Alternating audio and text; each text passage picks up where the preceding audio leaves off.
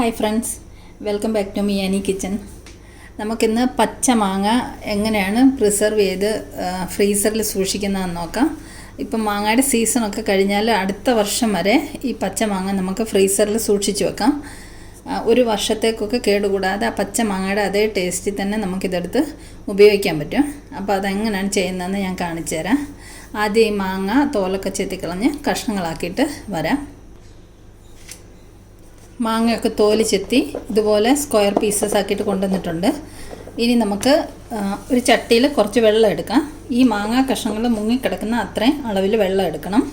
അതിനുശേഷം നമുക്ക് ആ വെള്ളത്തിലേക്ക് ഒരു 1.5 സ്പൂണോളം വിനാഗിരി ഒഴിച്ചു കൊടുക്കാം. ഏകദേശം ഒരു 1.5 സ്പൂണ് അത്ര മതി. ഇനി ഒരു 2 സ്പൂണ് പഞ്ചസാര ഇടാം. ഇനി വെള്ളത്തിൽ ഈ പഞ്ചസാര ഒന്ന് അലിയട്ടെ. നമുക്കൊന്ന് ഇളക്കി കൊടുത്ത് ഈ പഞ്ചസാര ഈ വെള്ളത്തിലൊന്ന് അലിയിച്ചെടുക്കാം.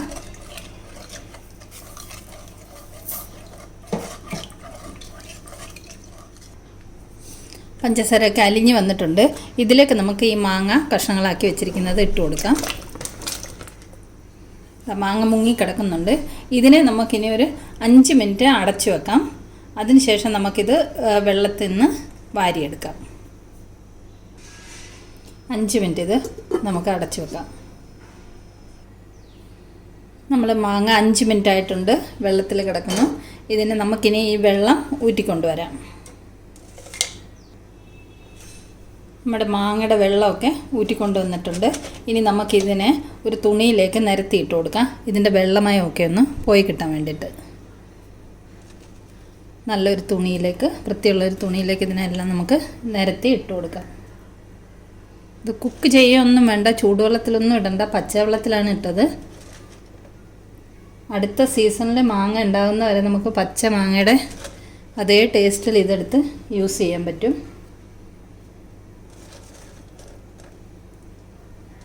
ഇതിനെല്ലാം നമുക്ക് ഈ തുണിയിലേക്കൊന്ന് നിരത്തിയിടാം.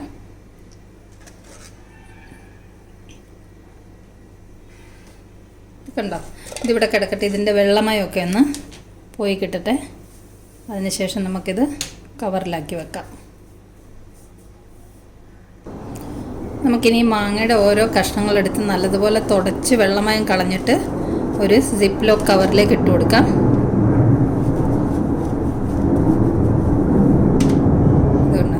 ഇതുപോലെ ഓരോ കഷ്ണം എടുത്ത് നമുക്ക് തുടച്ച് ഈ കവറിലിട്ട് കൊടുക്കാം. ഞാനിത് ഫുള്ള് തുടച്ച് കവറിലിട്ട് കൊണ്ടുവരാം. ഞാൻ ഈ മാങ്ങ മുഴുവൻ ഈ വെള്ള തുണി കൊണ്ട് തുടച്ച് സിപ്പ് ലോക്ക് കവറിലേക്ക് ഇട്ടിട്ടുണ്ട്. ഇതൊക്കെ വെള്ളമയൊന്നുമില്ല ഇതിൽ. ഇതിനെ നമുക്കിനി ക്ലോസ് ചെയ്തിട്ട് ഫ്രീസറിൽ വെക്കാം.